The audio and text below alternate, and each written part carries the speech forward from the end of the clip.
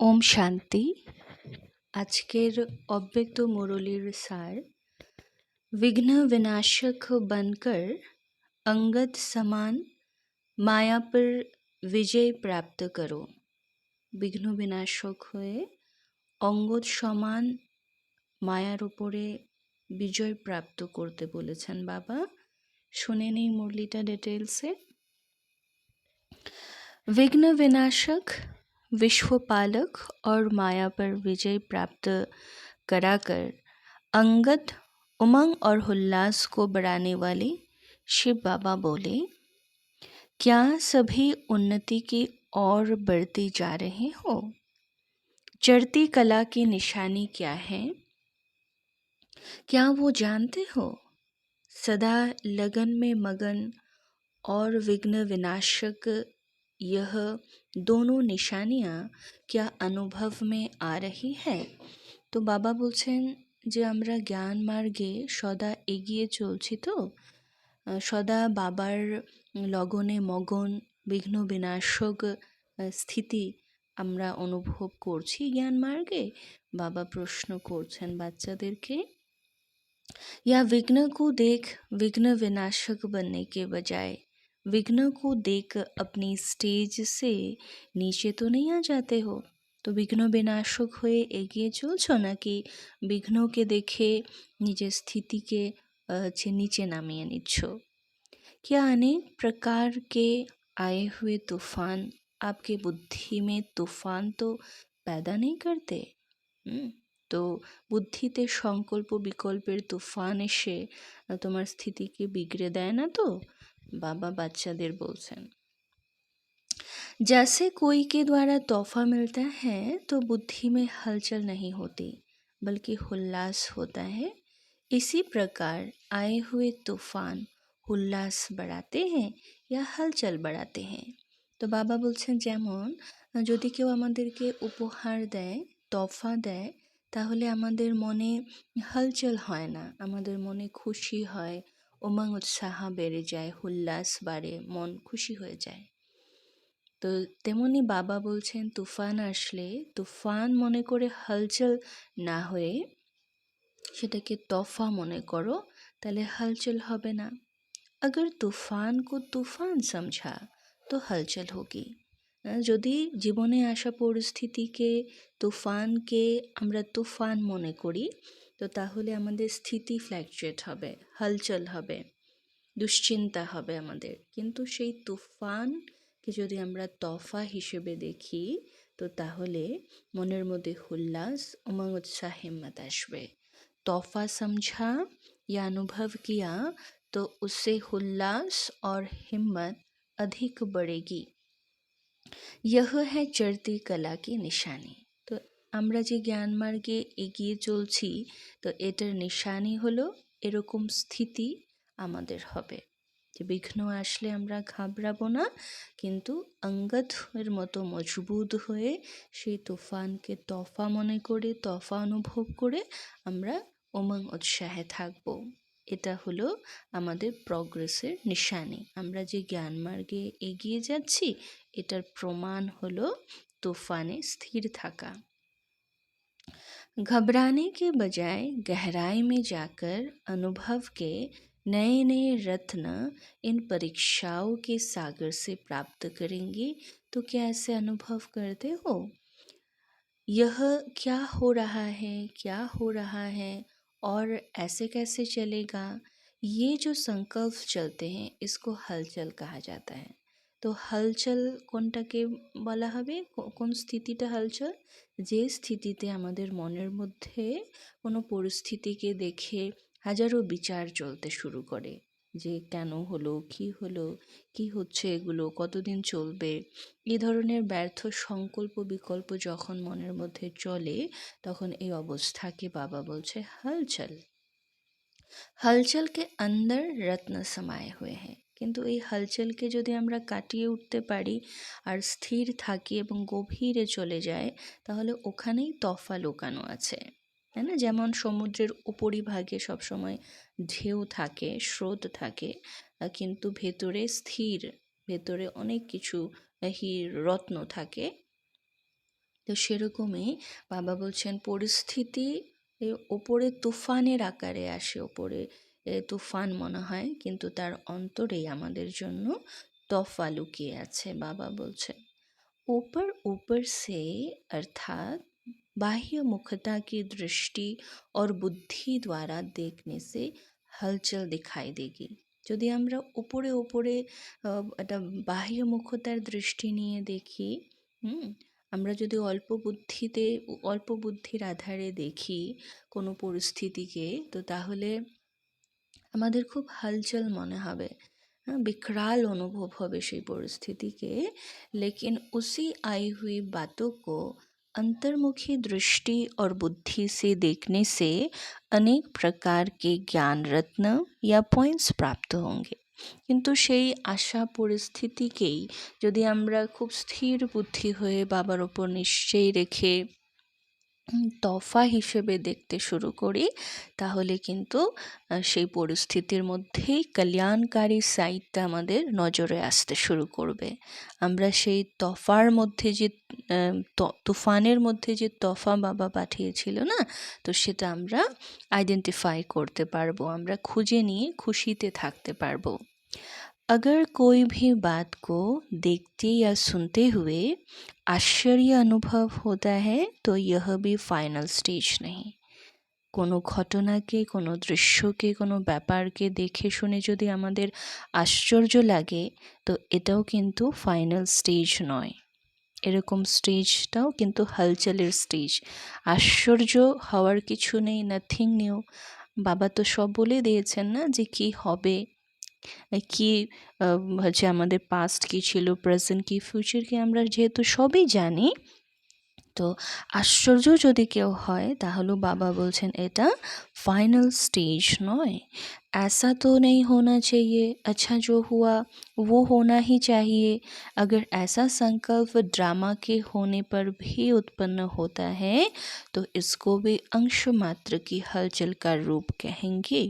यदि कोनो परिस्थिति के কোনো ঘটনাকে দেখে আমাদের মনের মধ্যে প্রশ্ন বা সংকল্প উৎপন্ন হয় যে এটা কি হলো, ঠিক আছে হয়েছে, ভালোই হয়েছে, বা এই ধরনেরও যদি অল্প কিছু সংকল্প বিকল্প আমাদের মনের মধ্যে উৎপন্ন হয়, তাহলে বাবা বলছেন এটাও কিন্তু হালচালের পার্টে পড়ে যাবে। ড্রামা কল্যাণকারী, ড্রামাতে যেটা হওয়ার সেটা হয়েছে, হচ্ছে, হবে, তো এখানে আশ্চর্যের কিছু নেই। কিন্তু ড্রামার জ্ঞান থাকার সত্ত্বেও যদি আমাদের মনের অবস্থা এরম হয়, আমাদের মনের মধ্যে যদি কোনো পরিস্থিতিকে দেখে কোনো সংকল্প চলে, তো তাহলে এটাকেও বাবা বলছেন হালচাল।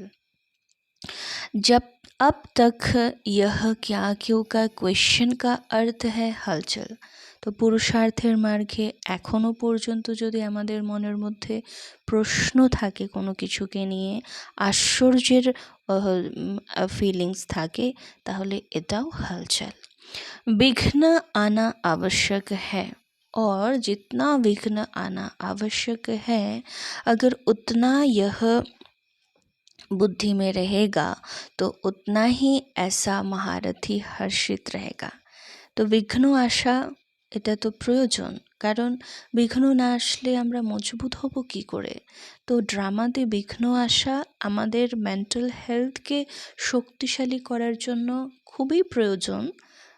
কিন্তু সেই বিঘ্নকে যখন আমরা দেখছি হালচালে না এসে স্থির থেকে সেটাকে পাস করা এবং সেই পরীক্ষায় পাশ হওয়া, হর্ষিত থাকা বিকরাল পরিস্থিতিতে, প্রতিকূল পরিস্থিতিতে, এটা মহারথীদের নিশানি। তো বিঘ্ন আসা প্রয়োজন, কিন্তু সেই বিঘ্নে স্থির থাকা, হর্ষিত থাকা, কোনো বিঘ্নরূপ পরিস্থিতিতে, প্রতিকূল পরিস্থিতিতে হাসতে পারা, এটাই মহারথী বাচ্চাদের নিশানি। नथिंग न्यू, यह है फाइनल स्टेज। यदि कोई भी हलचल का कर्तव्य करते हो या पाठ बजाते हो, तो सागर समान ऊपर से हलचल भले ही दिखाई दे रही हो, अर्थात चाहे कर्म इंद्रिय की हलचल में आ रहे हो, लेकिन स्थिति नथिंग न्यू की हो। तो कोनो परिस्थिति आसलो, সেই পরিস্থিতিকে সলভ করার জন্য আমাদের হচ্ছে যদি কোনো সময় কর্ম ইন্দ্রিয়ের দ্বারা ছোটাছুটিও করতে হয় ম্যানেজমেন্টের জন্য, তো তাহলেও যাতে আমাদের ভেতরে আমাদের ভেতরের স্থিতি যেন হচ্ছে শক্তিশালী হয়, স্থির থাকে। হ্যাঁ, কোনো পরিস্থিতি আসলো সেটাকে ম্যানেজ করার জন্য আমাদের দৌড়াদৌড়ি করতে হচ্ছে, ফিজিক্যালি মুভমেন্ট হচ্ছে, তো সেটা হোক, সেটা কোনো সুবিধা নেই, কিন্তু ভেতরের আমাদের মনস্থিতি যেন স্থির থাকে, যে নাথিং নিউ। কেননা বাবা তো বলছেই যে বিজয় আমাদের জন্মসিদ্ধ অধিকার, কল্যাণ হর হালতে আমাদের বাচ্চাদেরই হয়ে আছে, আমরা হর পরিস্থিতিতে সফল হবই, এই নিশ্চয়ে যেন আমরা স্থির থাকি। প্রবলেম আসছে মানেই ওটাতে তো আমি পাস হয়েই আছি, কোনো বিঘ্ন আসছে মানেই ওটা চলে যাওয়ার জন্যই এসেছে, জাস্ট আমাকে সেই সময়টুকু বাবার ওপরে নিশ্চয়ই রেখে নিজের মন বুদ্ধিকে স্থির রাখতে হবে। এটাই তো পরীক্ষায় পাশ হওয়ার আধার, না? एकाग्र एक रस एकांत अर्थात एक रचयिता और रचना के अंत को जानने वाले त्रिकालदर्शी की स्टेज पर क्या आराम से शांति की स्टेज पर स्थित हैं, या कर्म इंद्रिय की हलचल आंतरिक स्टेज को भी हिलाती है। कोनो झड़ तूफान आसले, परिस्थिति प्रतिकूल होले, শারীরিক হচ্ছে কর্ম ইন্দ্রিয়ের হালচালের সাথে সাথে আন্তরিক স্টেজটাও হচ্ছে হিলতে থাকে নাকি স্থির থাকে, এটা চেক করো। যদি আমরা চড়তি কলায় আছি, যদি আমরা প্রগ্রেসের দিকে যাই, যদি আমরা এগোচ্ছি, তাহলে কিন্তু আমরা মনের ভেতরে আমরা মনোজগৎ, মনের স্থিতি আমাদের যে কোনো প্রতিকূল পরিস্থিতিতে স্থির থাকবে। जब स्थूल सागर दोनों ही रूप दिखाता है, तो क्या मास्टर ज्ञान सागर ऐसा रूप नहीं दिखा सकते, है ना? तो স্থূল সাগর যদি দুটো রূপ দেখাতে পারে একই সময়ে, যে ওপরে হলচল হচ্ছে কিন্তু নিচে স্থির, তাহলে আমরা মাস্টার সাগর বাচ্চা বাবার, তো আমরা এরকম রূপ ধারণ করতে পারবো না? অবশ্যই পারবো। তো ये प्रकृति ने पुरुष से कॉपी किया ना, তো পুরুষ তো আমরা, প্রকৃতি সেই প্রকৃতি পুরুষের থেকেই তো কপি করেছে না। তো রচনা যদি সেই স্বরূপে থাকতে পারে, তাহলে রচয়িতা তো অবশ্যই পারবে। কারণ বাবা বলছে आप तो पुरुषोत्तम हो, जो प्रकृति अपनी क्वालिफिकेशन दिखा सकती है, तो ये पुरुषोत्तम नहीं दिखा सकते। अब समय किस और बढ़ रहा है ये जानते हो? অতি কি তরফ बढ़ रहा है।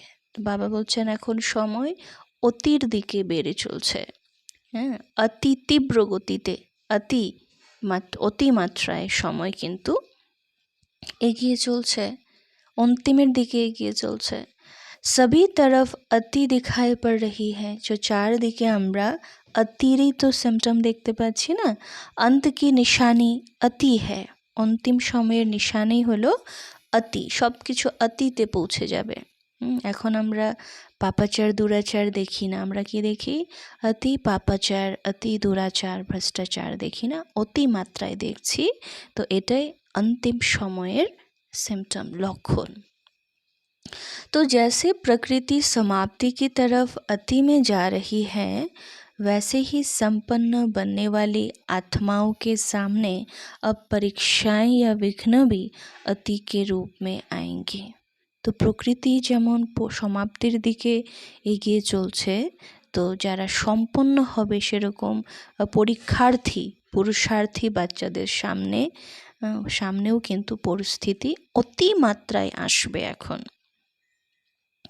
इसलिए आश्चर्य नहीं खाना कि पहले तो ये नहीं था अब क्यों है। তো তার জন্য আশ্চর্য যেন না হও যে আগে তো এমন হতো না, এখন কেন এরম হচ্ছে, है ना?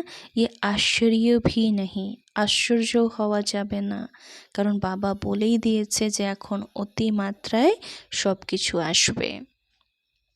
फाइनल पेपर में आश्चर्यजनक बातें क्वेश्चन के रूप में आएंगी। तो फाइनल पेपरे আশ্চর্যজনক অনেক কথা প্রশ্নপত্র রূপে আমাদের সামনে এখন আসবে, কিন্তু আমরা তো পাশ করেই আছি। শুধু সেই সময় কি থাকতে হবে, আমাদের স্থির থাকতে হবে, বাবার উপরে নিশ্চয়ই রেখে শ্রেষ্ঠ সম্মানে থাকতে হবে যে বিজয়ী আমার জন্মসিদ্ধ অধিকার, পাস তো আমি হয়েই আছি। হ্যাঁ, কোনো পরিস্থিতিতে যেন আমরা হালচালে না আসি। হালচাল মানেই ফেল, আর স্থির থাকলাম যে আমি তো পাশ হয়েই আছি, এই ভেবে যদি স্থির থাকি তাহলে যে পরিস্থিতি অতি বিকরাল রূপে আসছিল সেটা নমন করে পার হয়ে যাবে। आश्चर्यजनक बातें क्वेश्चन के रूप में आएंगी, तब तो पास और फेल हो सकेंगे ना चाहते हुए भी बुद्धि में क्वेश्चन उत्पन्न ना हो। বুদ্ধিতে কোনো প্রশ্ন কোনো কিছুকে নিয়ে যেন উৎপন্ন না হয়, यही तो पेपर है। और है भी 1 सेकेंड का पेपर, 1 সেকেন্ডের পেপার। ওই সময় জাস্ট আমাদেরকে ধৈর্য ধরতে হবে আর স্থির থাকতে হবে। क्यों का संकल्प चंद्रवंशी की क्यों में लगा देगा। তো যদি কোনো পরিস্থিতিকে দেখে আমাদের মনের মধ্যে কেন হলো, কেন এমন হলো, যদি এরকম কেন প্রশ্ন আসে তাহলে এই প্রশ্ন আমাদের চন্দ্রবংশীর লাইনে দাঁড় করিয়ে দেবে। पहले तो सूर्यवंशी का राज्य होगा ना, चंद्रवंशियों का नंबर पीछे होगा, तो उनका राज्य के तकनशीन बनने की क्यों में नंबर आएगा। इसलिए एक रस स्थिति में स्थित होने का अभ्यास निरंतर होना चाहिए। तो तार जন্য एक रस স্থিতিতে স্থিত হওয়ার পুরুষার্থ এটা যেন আমাদের নিরন্তর থাকে। समस्या के सीट को संभालने नहीं लग जाओ। সমস্যাকে নিয়ে খেলতে শুরু করে দিও না। যখন সমস্যা আসবে তো তখন নিজের এক স্থিতি রূপী সিটে যেন আমরা ভালো করে মজবুত হয়ে বসে থাকি, सीट থেকে যেন নেমে না যাই। लेकिन सीट पर बैठ समस्या का सामना करना है। নিজের স্বস্থিতিতে বসে সেই সমস্যার সমাধান করতে হবে, সিট থেকে নেমে না, অর্থাৎ নিজের স্থিতিকে বিগড়ে কোনো সমস্যার সমাধান যেন আমরা না করার চেষ্টা করি। সেই সমস্যা কখনো স্থিতিকে বিগড়ে সমাধানে আসবে না বা সলভ হবে না। अब तो समस्या सीट की याद दिलाएगी ना। তো সমস্যা যেন আমাদের নিজের সিটের কথা আমাদের মনে করিয়ে দেয়।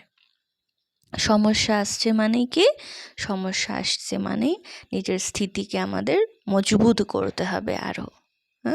যেমন হচ্ছে ছোট বাচ্চা, সে ধরেন মাতা পিতার সাথে কোথাও হেঁটে যাচ্ছে, ধরেন হাত ধরেনি, এমনি হাঁটছে বাবার সাথে। তো যখনই কোনো রাস্তায় ধরেন কোনো কুকুর দেখলো বা বিড়াল দেখলো বা কোনো পাগল বা কাউকে দেখলো যাকে দেখে তার ভয় হচ্ছে, তখন সে কী করবে, এতক্ষণ ধরে হাত ধরেনি, কিন্তু যেই কোনো সমস্যা দেখবে বা ভয় পাবে সে কিন্তু মার বা বাবার হাতটাকে একদম পুরো চেপে ধরবে, পুরো শক্ত করে ধরবে। এতক্ষণ ধরেনি না, এতক্ষণ তো না ধরেই হাঁটছিল, কিন্তু যেই সমস্যা আসলো মা বাবার হাতকে সে শক্ত করে ধরলো। তো সমস্যাও যেন এরকম, সমস্যায় যেন আমাদের অবস্থা ঠিক এমনই হয় যে সমস্যা আসছে মানেই আমাকে বাবাকে আরও শক্ত করে ধরতে হবে, মানে নিজের স্থিতিতে এক রস হয়ে থাকতে হবে এবং বাবাকে নিরন্তর ইয়াদ করতে হবে। বিঘ্ন বা সমস্যা আসলে আমরা পুরো নিজের স্থিতিকে বিগড়ে দিয়ে বাবাকে ভুলে দিয়ে অলৌকিক সেবা ভুলে গিয়ে ওটাতেই যদি আমরা জড়িয়ে থাকি তাহলে কখনো সেই সমস্যার সমাধান তো হবেই না, বরঞ্চ এদিকে লৌকিকও ঠিক হলো না আর এদিকে অলৌকিকও ঘাটা পড়ে যাবে। এই জন্য বাবা বলছেন যে সমস্যা আসলে নিজের সিটে আরও ভালো করে বসে যাও আর বাবাকে ইয়াদ করো, তো বিঘ্ন আপনা থেকেই চলে যাবে। विघ्न आता है तो विशेष योग लगाते हो और भट्ठी रखते हो ना, इसलिए इससे सिद्ध होता है कि दुश्मन ही शस्त्र की स्मृति दिलाते हैं, लेकिन स्वतः और सदा स्मृति नहीं रहता। তো এই দুশ্মনী, এই বিকরাল পরিস্থিতি, প্রতিকূল পরিস্থিতি বাবাকে আমাদের আরও মনে করতে শেখায়, বাবার ইয়াদ আরও বেশি করে আমাদেরকে বাবাকে বেশি করে মনে করায় এই দুশ্মনী, এই পরিস্থিতি। তো এটা যেন নিরন্তর থাকে, শুধু প্রবলেম আসলো তখনই আমরা বাবাকে ইয়াদ করলাম এমনটাও যেন না হয়। সেই সময় তো ইয়াদ করতেই হবে, আর এটা যেন সদা থাকে, स्वतः এবং সদা যেন থাকে। निरंतर योगी हो या अंतर वाले योगी हो, टाइटल तो निरंतर योगी का है ना। दुश्मन आवे ही नहीं, समस्या सामना ना कर सके।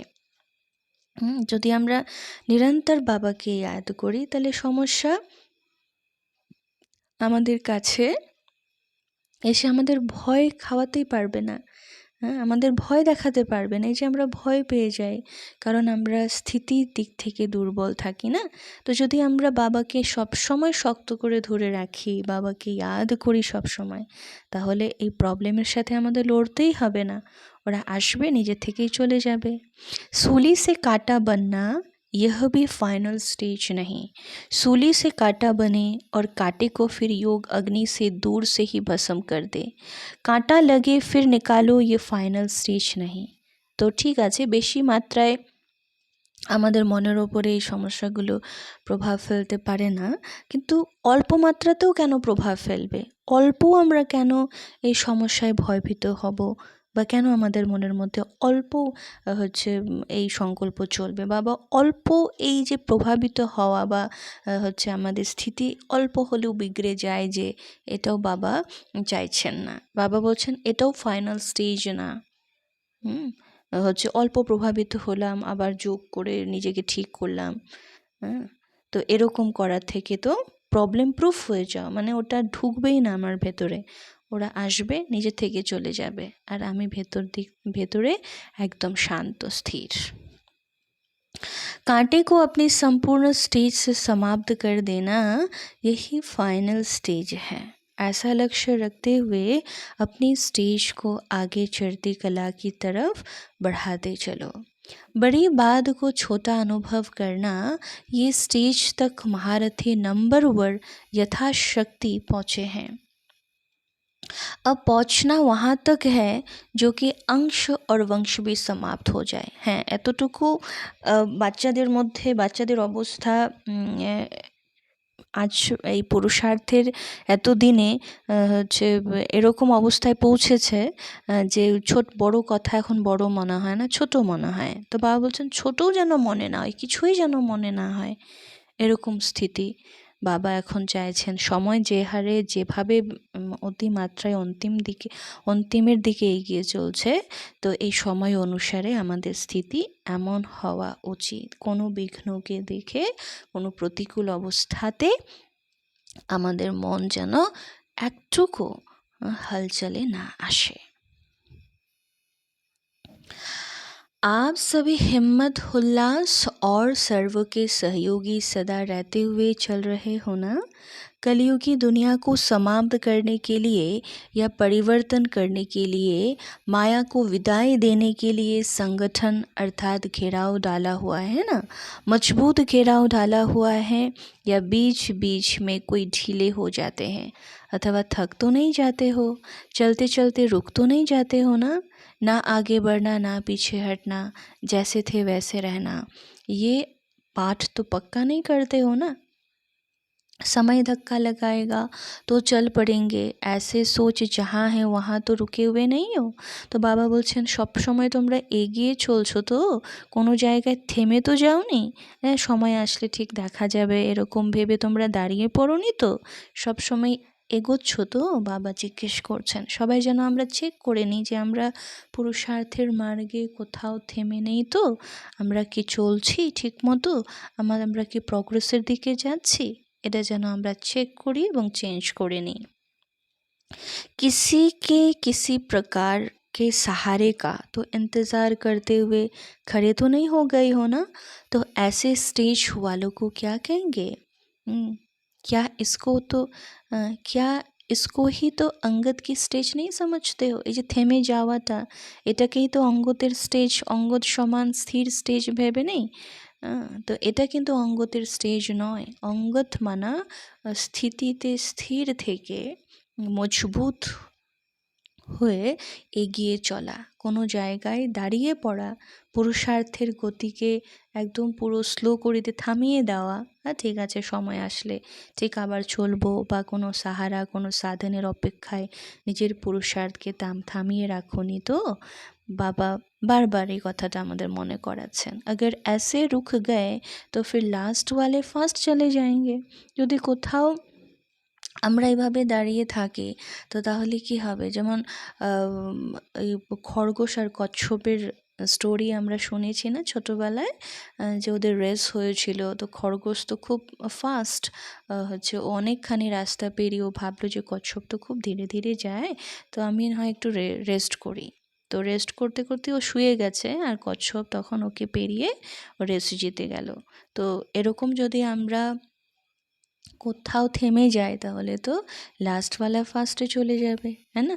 তো ওরা গিয়ে রাজা রানীর পদ আর আমরা গিয়ে দাস দাসী হয়ে যাব। তো এই জন্য বাবা সাবধান করে দিচ্ছে আমাদের যে বাবাকে পেয়েছি।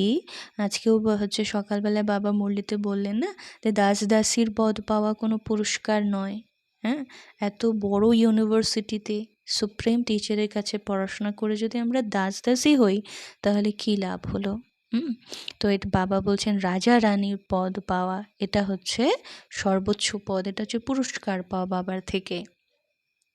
जब भी पहाड़ों पर बर्फ गिरती है और जम जाती है तो रास्ते रुक जाते हैं। तो फिर बर्फ़ को गलाने के लिए उसे हटाने के लिए পুরুষার্থ করতে हो না। যখন পাহাড়ে বরফ পড়ে এবং জমে যায় তখন রাস্তা হচ্ছে বন্ধ হয়ে যায়, তো তখন ওটাকে গলানোর বা সরানোর চেষ্টা করে না। तो यहाँ भी अगर बर्फ़ के माफिक जम जाते हो तो इससे सिद्ध होता है कि योग अग्नि की कमी है। তো এখানেও যদি আমরা কোনো একটা জায়গায় জমে যাই তাহলে হচ্ছে বাবা কি বলছেন, যোগ অগ্নির কমে আছে। योग अग्नि को तेज करो तो ये रास्ता क्लियर हो जाएगा। তো যোগ অগ্নিকে যদি আমরা তীব্র করে দিই তাহলে আমাদের পথে যে বাধা বরফ হয়ে জমে আছে সেগুলো গলে যাবে, অর্থাৎ বন্ধ রাস্তা খুলে যাবে।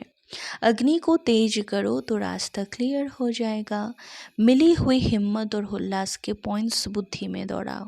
তো যে পয়েন্টসগুলো আমাদের হিম্মত উল্লাস বাড়ায় মুরলিতে সেগুলোকে বারবার চিন্তন করতে থাকো, তো রাস্তা ক্লিয়ার হয়ে যায়গা। তো তাহলে আমাদের এই হিম্মত উল্লাস যোগ অগ্নির দ্বারা বন্ধ হয়ে যাওয়া রাস্তা খুলে যাবে। इसलिए इसको आगे बढ़ाओ। ये रिजल्ट क्या पुरुषोत्तम आत्माओं को अच्छी लगती है? इसलिए ना पुरुषार्थ की गति में अंगद बनो, ना माया से हार खाने के लिए अंगद बनो, बल्कि विजयी बनने के लिए अंगद बनना है।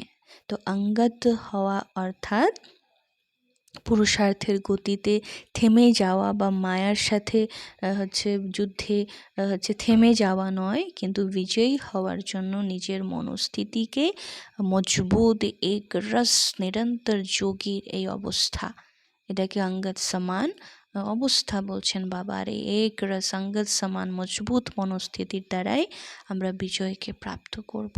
বিজয় আমাদের নিশ্চিত।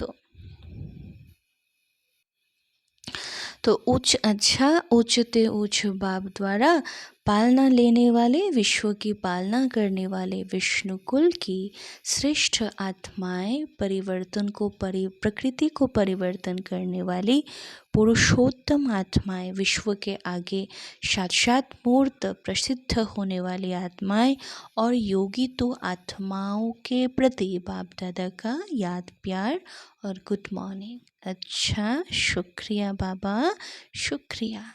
ओम शांति।